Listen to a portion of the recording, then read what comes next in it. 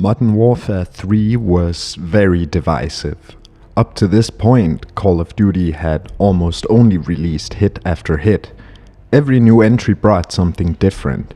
The level design would be amped up, you got new gadgets to play with, and different mechanics were introduced. With this game, for the first time, people started to see the cracks.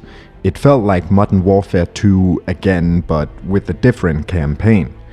Don't get me wrong, quite a few people enjoyed the game, me included, but if you played Modern Warfare 2, you kinda felt duped into buying the same product under a different name or number. This feeling of the COD games being recycled would only get worse from here, even though Black Ops 2 was super sick. But after that it was downhill. We returned to Task Force 141 right after the events of Modern Warfare 2. We fight as the Russo-American War escalates into a global conflict. In 2010, Activision announced that a new COD was in development set to release in 2011. This was Modern Warfare 3 by Infinity Ward. The beginning of this process was a bit turbulent. Because of a legal dispute between Activision and the founders of Infinity Ward, the two founders were fired. This caused Activision to turn to a new studio called Sledgehammer Games. This studio will go on to be a major player for the franchise moving forward, but for now they were simply developing the multiplayer with Raven Studios. The campaign was still in Infinity Ward's hands, but the firing of the founders caused quite a handful of developers to quit. Sledgehammer was very ambitious about their project. They were aiming for a 95 Metacritic review. In January 2011, rumors emerged about the game being a prequel to Modern Warfare 2 with Ghost in the lead. But following a massive leak in May, those rumors were debunked and it was confirmed that Modern Warfare 3 would be a direct sequel to Modern Warfare 2. However, that leak was nothing compared to what would happen 2 weeks before release. The game was basically stolen and uploaded to the internet for torrenting.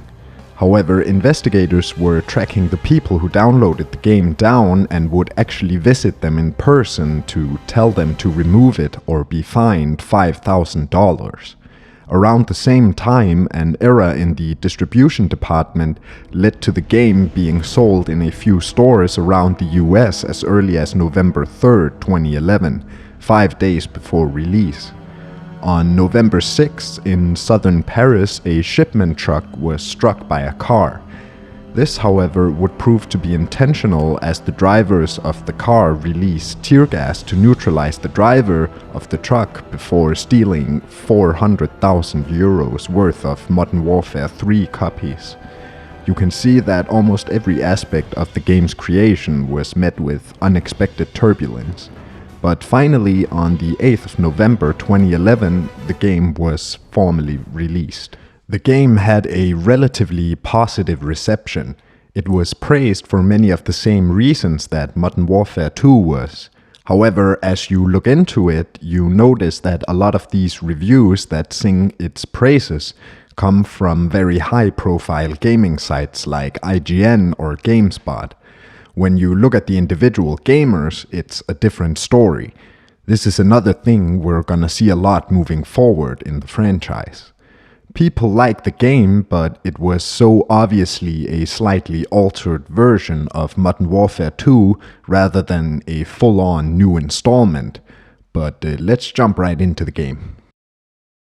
First, Price explains that war is still raging across the US. Then we pick up right where we left off in Modern Warfare 2.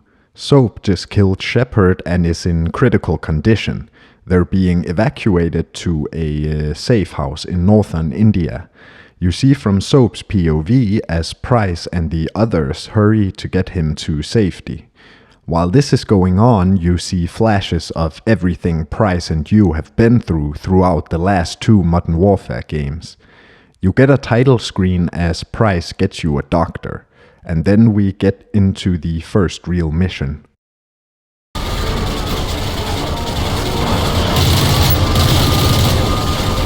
The Russo-American War is still raging and the Americans have resisted fiercely. New York is under siege and the battle is in Russian favor. Delta Force is on their way to disable some jamming towers to regain the upper hand. You play as Frost on the American side of things. As the team is moving through Manhattan, their troop transport is hit by a rocket launcher, so you have no choice but to keep moving on foot. You get a really cool shot as you exit the vehicle. The booming metropolis is being torn to shreds by the battle. The fog of war is potent and debris rains from the skyscrapers. This set piece is really well done. We've seen urban combat, but not in a city of this density. It almost gives the same overwhelming claustrophobic feeling that the favela missions in Modern Warfare 2 gave, but on a much grander scale. You encounter a Russian force almost immediately. It's almost hard to describe the atmosphere in this level. You feel so isolated, yet there is so much going on around you. A lot happens here on the street immediately. Eventually you enter this building. Here they use the same trick that was used in Modern Warfare 2, where you let the battle die down as you go through uncharted territory.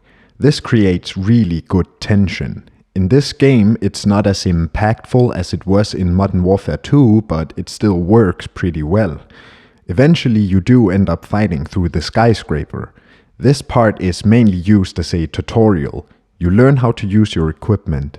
Eventually you get to this jewelry shop where the fight picks up again. Here the post-war effects shine. I never realized how effective good post-war and particle effects are at making the levels feel alive. You get out onto the street again. You fight your way to the building that holds the jammer. The lobby here is the first time the game actually gets a bit challenging. The arrangement of the covers can be really awkward to navigate because of the amount of hiding spots.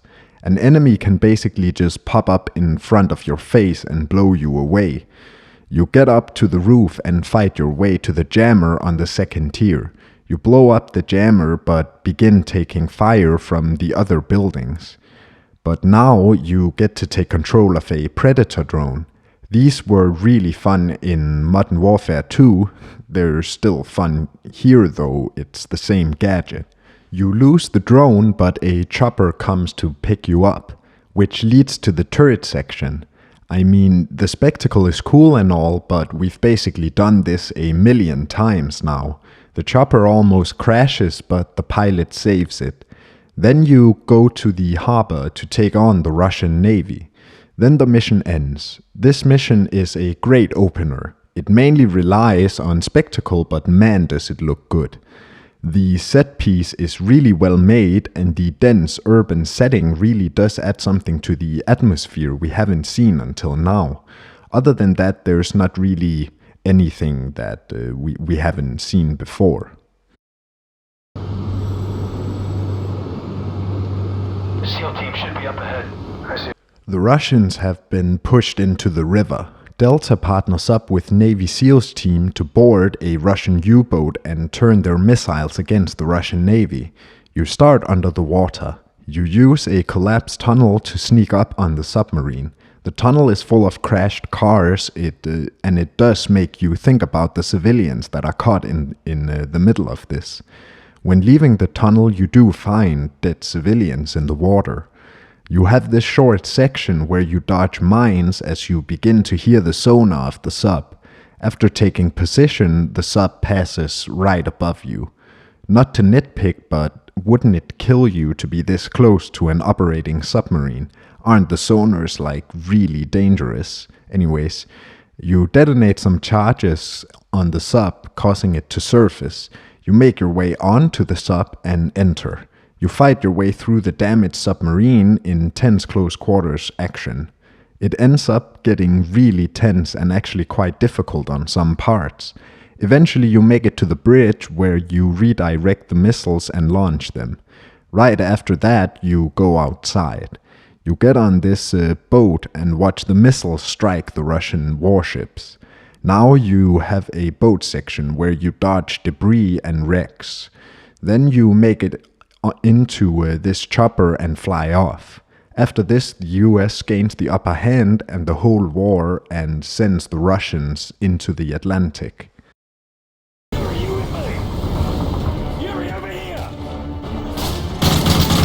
We return to the SAS. Soap is still in critical condition and Makarov's men are closing in on the safe house.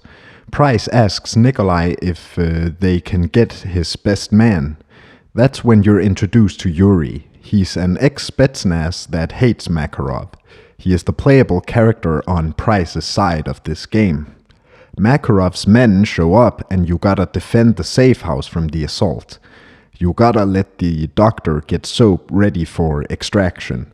The fight is fierce. After injecting Soap with something, you begin moving him to the chopper. You make your way onto the courtyard where the fight really picks up. You move onto the street. You gotta move to the edge of the town where you can take control of a UGV. Upon leaving, you see Makarov's men killing civilians. One thing I really want to bring up is how much they've used this particular design for street fighting. These levels feel strikingly similar to the urban combat in all the way back in COD 2. Of course, not a carbon copy. There is some innovation, but the basic setup is the same. You fight a tough battle through the town until you get to the edge where the battle dies down a bit. You get to this shed where you find the UGV. This next part is fun as fuck. You control this battlebot with a minigun and a grenade launcher. You tear through the Russians and blow up columns. They just let you have fun, and it's honestly one of the best parts of the game. It's also the first time we've used a ground drone in the series. You use the drone to cover the doctor as Soap is brought into the chopper. Eventually, the drone is destroyed and you have to fight your way through the remaining Russians to get to the chopper yourself. On your way, you get shot down from this building and end up sliding into the river where the boys pick you up. Everyone down! Protect the president! Code Red! Repeat! In this mission, you play as Andrei Kharkov. He is a security guard for the Russian president, President Vashevsky. The president is on his way to Hamburg to negotiate a peace treaty with NATO. He is accompanied by his daughter on the flight over there. President Vashevsky is debating their options with his advisors when gunfire starts piercing the air. The plane is being hijacked. Here you get to be on the receiving end of a breach segment. Now you gotta fight your way to the safe room to save the president. You have these really cool floaty parts where the plane descends rapidly and you fight in microgravity. This mission is actually really cool. It's chaotic and action-packed. As you get close to the safe room, the plane smacks into the ground. The tail is torn off and you get knocked out by this flying engine. You wake up in the wreck and begin moving out of the plane. You find the president's daughter very soon after exiting, so now you move out to find President Vashevsky. You walk through the wreck and look at the wounded. Eventually you begin fighting on the ground, and you do finally find the president and move him to this evac chopper. But as you open the door, you find none other than Makarov himself. He moves up and shoots you in a callback to Modern Warfare 2. The other guards are murdered and the president is kidnapped. Makarov presses him. He wants to escalate the war, whereas the president wants peace. When he doesn't give Makarov the launch codes, they go after his daughter, and the mission ends as Makarov finishes you off.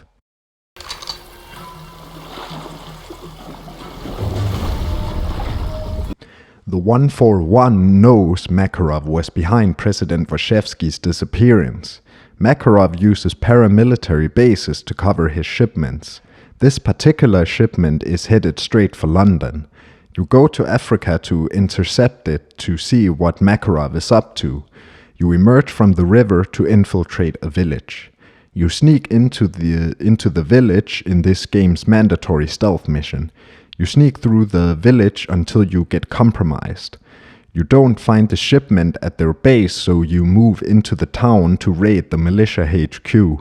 Here you fight your way through the narrow streets. It's very clear that they tried recreating the chaotic atmosphere of Modern Warfare 2's favela missions. The favela missions were super tense and disorienting, really complementing the fog of war. Here it's not as effective. It's too open. You don't feel lost in the heat of battle. However, you do get to use a 50 cal, which was pretty sick.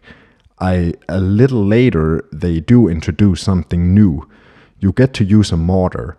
Last time was all the way back in COD 3, which I had almost forgotten about. However, here it's pretty short. You just have to blow up vehicles and stuff. When you get to where the shipment is supposed to be, it gets taken away last minute.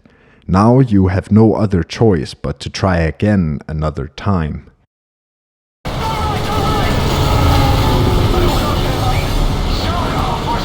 France has alerted the British about a suspicious shipment arriving in Westminster. This is Makarov's shipment. SAS soldier Marcus Burns moves in with his team to check out the shipment. You begin by silently taking out Makarov's guards in a section like Crew Expendable in COD 4. Eventually the firefight picks up and we return to the core COD gameplay. After checking out some trucks, you find out that you have to chase down a metro train to stop the shipment. This next part is actually really cool and it feels fresh. You chase the train through the metro in a truck. Occasionally, you get up next to it where you can shoot inside. It's extremely tense and fast-paced. Eventually, the train crashes along with you. Both you and your mate survives. You fight your way outside where you stop the truck you were looking for with your team. This next cutscene is pretty sad. You see an American family in London, probably to get away from the war. It's their third day there and they are going to see Big Ben. Then a delivery truck pulls up. The truck is identical to the one we just stopped. That's when its munition goes off, killing the family and the camera guy. You hear people scream as this gas begins spreading. This was Makarov's shipment. Now the Russians are coming to Europe. That was Act 1. Already here something got very apparent to me. I've said a million times in this series that COD relies on spectacle and gimmicks to keep you entertained and having fun. It's simple, easy to understand gameplay, and then they offer cool moments and different gimmicks like the drones and turrets to switch things up from time to time. So far we've almost only had recycled gimmicks from the previous games. You may have noticed that I've almost been rushing through the missions. That's because there's not a lot to say that I haven't said already. It's almost only the narrative that I have to talk about. Not to be completely unfair, we have seen some fresh, cool stuff throughout this act, like the ground drone and the microgravity parts of Turbulence. We've also seen some really cool set pieces. The game gives a strong first impression in my opinion, but coming off of Modern Warfare 2 and Black Ops, this act feels very uninspired. But let's continue and see how it goes from here.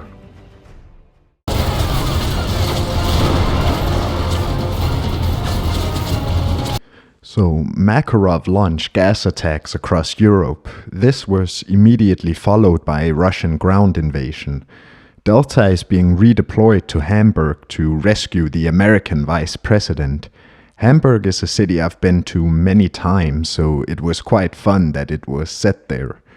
The mission has an explosive opening. You ride in on a chopper as fire erupts around you.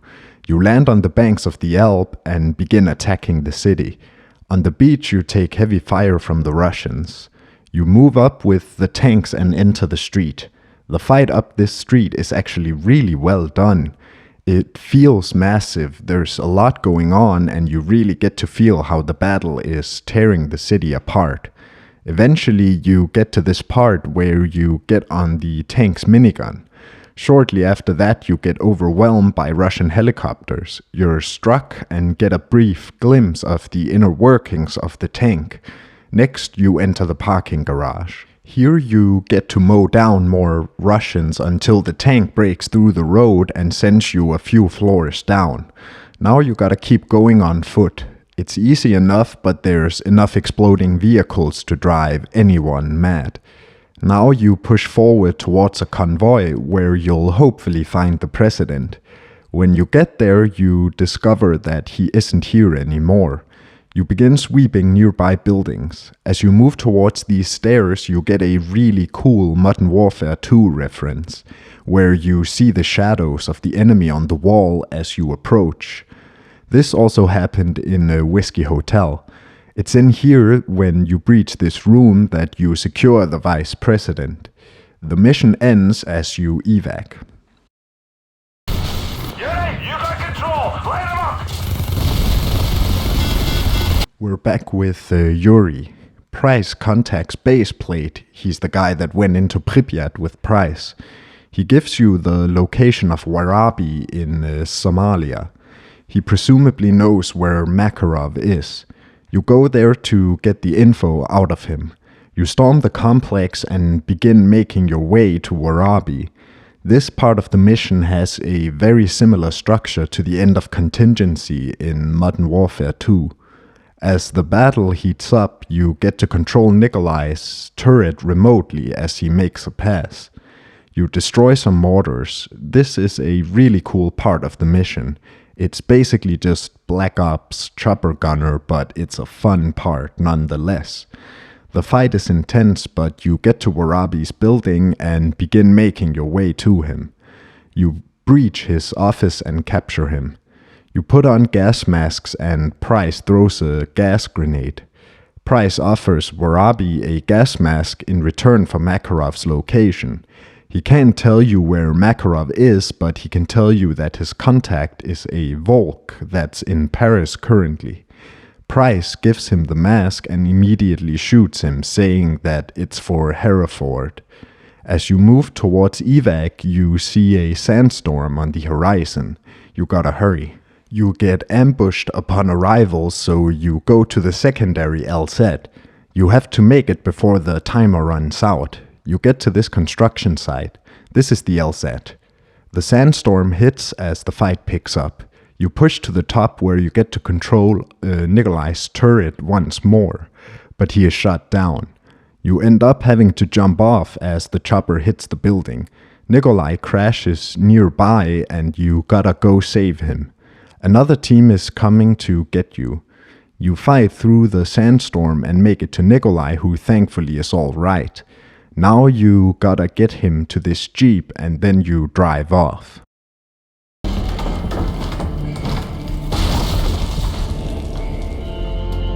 Now you go to Paris. Price gave the tip to Delta Force and now Frost and the boys move in. The French Special Forces are in big trouble. We're coming to save them and get Volk. You land on this building and begin moving through the city. The atmosphere here is haunting. Bodies litter the streets and there's a deafening silence over the city.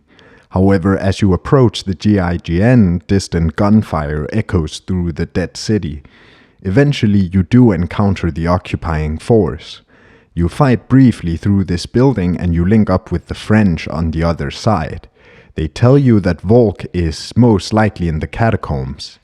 Now you fight through Paris until you find a catacombs entrance. The catacombs are pretty well portrayed here. They're dark and desolate. There's something to say about the mission taking place here. The catacombs are basically built with dead bodies. Meanwhile, we're fighting a world war. It's sort of showing that the one constant throughout all of documented history is violence and war. You chase Volk out of the catacombs. Now you have this chase scene where you shoot out of the back of a van. It's pretty tense as you go through destroyed Paris. Eventually you crash Volk's car and capture him for interrogation. Roger, we'll go! Delta has Volk, but they're in trouble. but an AC-130 enters Parisian airspace. That's right, this is an AC-130 mission. You spend the mission covering Delta Force as they make their way to the extraction. It's pretty damn fun. You blow up tanks and helicopters, and there's something so satisfying about watching a whole squad get blown up. Around halfway through the mission, you get back on the ground. You use the smoke grenade to mark for close air support. Eventually, you get back up into the sky where you clear the remaining Russians. You cover their escape. You get back onto the ground right in front of the Eiffel Tower. This part actually reminded me of storming the Reichstag in World at War. All of this builds up to an explosive ending where you watch the Eiffel Tower fall. It's actually kinda sad to watch. It's a very significant cultural landmark, and watching it fall to the flames of war is just sad. You exfiltrate with Volk.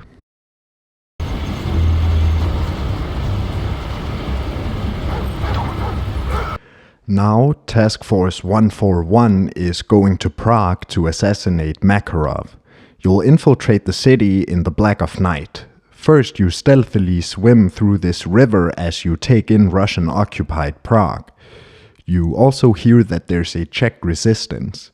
As you sneak under this dock, you're met with horrible war crimes. The occupying force is executing civilians. Not only that, but bodies are floating on the surface. You link up with none other than Kamarov. He was one of the Russian loyalists in COD 4. You move through the sewers, which acts as a HQ for the resistance. You sneak through the streets of Prague. Eventually you get into this restaurant, which reminds me of Vendetta in World at War. You crawl through the building as a Russian patrol is going by outside. Some enter the building eventually. And you gotta stay completely still. You sneak around them and end up in this square filled with Russians, which is also where you'll strike. You have this really cool shot where you watch the Czech resistance arrive on this roof with Price. The fight picks up and it's a bloodbath. You eventually get into this building where you can see how tough the battle is on the resistance. They're getting massacred. You fight further through Prague until you get to the church, which is full of wounded resistance fighters. Here Soap and you set up to shoot Makarov as he shows up for his meeting.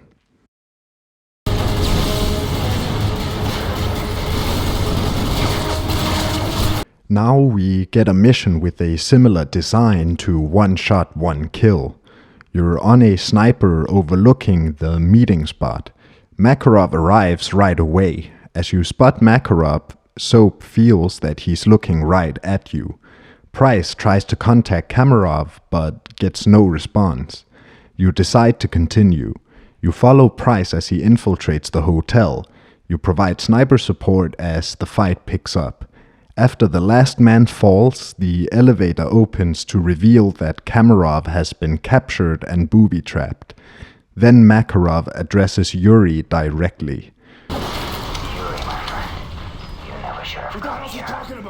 Before Soap can fully question this, a bomb goes off and the two of you fall through this scaffolding. Soap is badly hurt. Soap is still puzzled by Makarov's revelation. You move him through the battle to safety. Eventually, it's your turn to cover Price and Soap. As you get Soap to safety, he uses his dying breath to tell Price about Yuri and Makarov. Soap dies and Price is in pieces. I love that he puts the pistol that Soap shot Zakayev with on his chest. However, this prompts Price to jump scare Yuri and push him down these stairs since he obviously has many questions. Then we get Yuri's story. He was an ultranationalist in the Russian Civil War. First we see that Yuri and Makarov was in the car when Price shot Zakayev's arm off. After Yuri and Makarov save Zakayev, they climb the ranks and gain power. Then we get this shot where the two watch the nuke go off in COD 4. Yuri eventually realizes that Makarov is nothing but a greedy, power-hungry lunatic, so he rats out Makarov to the CIA. Right before the No Russian attack, Makarov shoots Yuri thinking he killed him. Then you have this really powerful moment where a wounded Yuri walks through the Moscow airport massacre as he tries to catch up with Makarov to stop him. Eventually he collapses and is arrested. Upon hearing this story, Price lowers his gun and decides to give Yuri another chance. Here at the ending of Act 2 is where I pretty much gave up hope that this game's campaign was gonna be any different from Modern Warfare 2's. Most of the shticks are recycled from the previous games, and it all around just feels like a montage of all the most iconic COD moments so far in the franchise, rather than an actual attempt at furthering the franchise. I will say this, however, the death of Soap was really impactful, especially with how it was combined with the revelation that Yuri was in league with Makarov. Although it feels very recycled, it does have some really cool standout moments, both from the gameplay and narrative.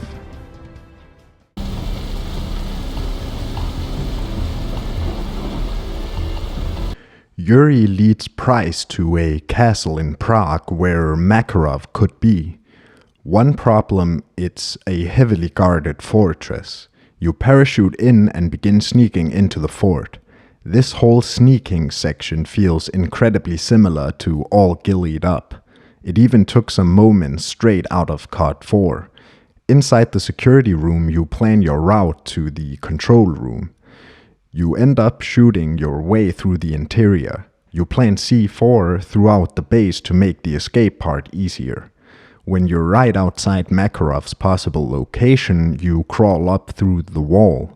You see a live feed of Makarov attempting to torture the nuclear launch codes out of President Warshevsky. The conversation ends with the Russians saying they're going after Warshevsky's daughter, who is in Berlin. Price tosses a grenade and you drop through the wall construction and end up at the bottom where you catch these guys completely off guard. You gotta hurry to Berlin because Warshevsky will break if they get his daughter. First you gotta fight your way out the castle. You blow up a BTR on the bridge and then you jump to safety.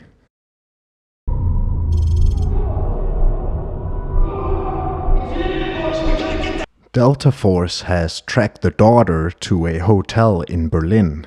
You gotta go save her because Makarov's men are closing in. The mission starts in the middle of a vicious ambush. You run for cover, but then you get taken back to 20 minutes earlier. You fly in on a chopper and land near the hotel. You begin cutting through the Russians. You get close to the hotel where you begin picking off the guys trying to get the president's daughter. Up here you direct close air support again. The Russians begin a vicious assault on the building as a unit is trying to extract the girl. When they get to her, they are immediately jumped and blown up. Now you gotta go back and link up with a German armor division and take the building with them. When you meet the Germans, you gotta get them out of a sticky situation first. Then you begin pushing forward with the German tanks. As you get close, the building is blown up and it falls down on you and the tanks. This is where the mission started. Many are dead or wounded, but you gotta keep fighting. You fight through the rubble and into the target building. When you finally get to the girl, you're blown up with another booby trap. After taking out these two guys, you watch in defeat as this chopper flies off with the girl.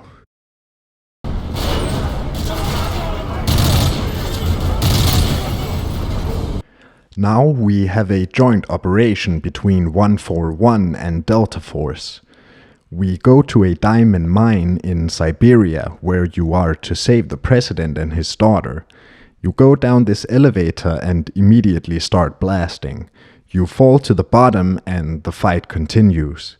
One thing I will say about the level design is that it feels very smooth. In the previous games, when transitioning to different sections of the mission, it could feel very clunky, like you're abruptly doing something completely different and the pacing really isn't cared for. This game doesn't suffer from this issue. Going from one part to another, from one section to another, feels very smooth, and the flow of that keeps the pacing intact.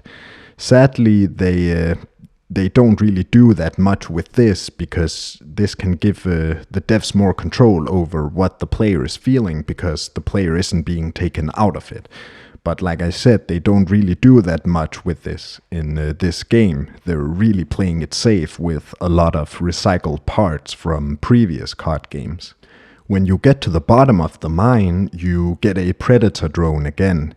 This whole fight out here is super cool, and everything looks and sounds very good. Behind this door you find the daughter. When she is secure, you continue looking for President Warshawski. You find him pretty soon after, but he is being escorted by a whole regiment of Russians. After seeing this, you rappel even deeper into the mine from this bridge. You fight on. You save the president by blowing a hole through the roof and taking out the guards around him.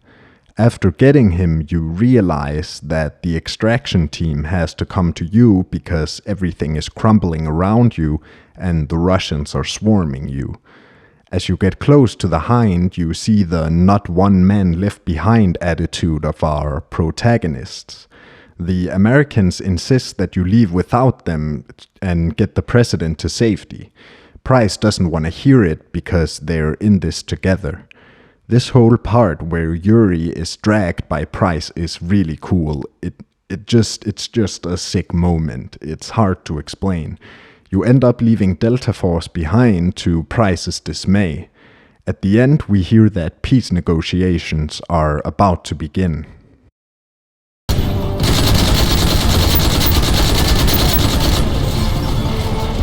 Before the mission begins, you hear that the US and Russia has reached a peace treaty and the Russo-American War is over. Then Price calls Makarov and refers to himself as Prisoner 627, which I thought was really badass. He tells Makarov that the clock is ticking and he is coming. You play as Price. This mission starts in a super fun way. You and Yuri are in this heavy armor suit and you just tear through these cops.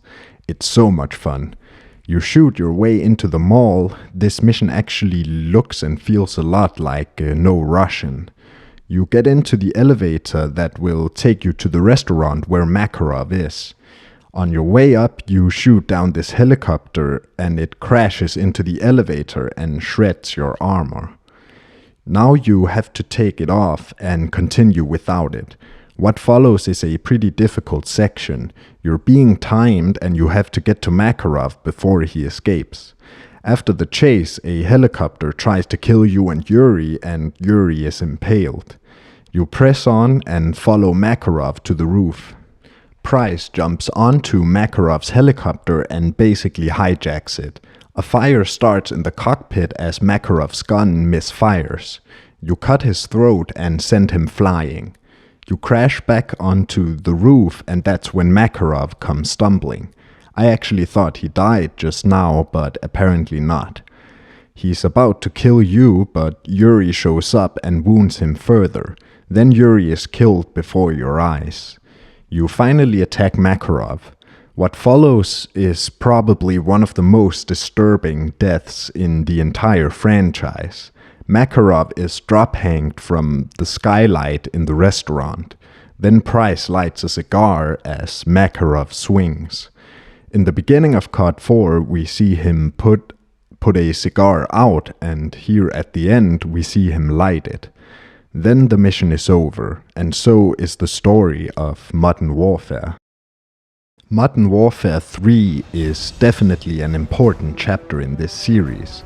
There is no doubt that if this is your first COD or you haven't played in a while before getting this game, you're in for a great time with this one. But as someone that has now thoroughly analyzed the whole franchise up to this point, It's easy to see why this game didn't reach the same level of praise as COD 4 or Modern Warfare 2. It relies heavily on recycling memorable bits from previous games to get the player excited. It brought very little to the table on its own.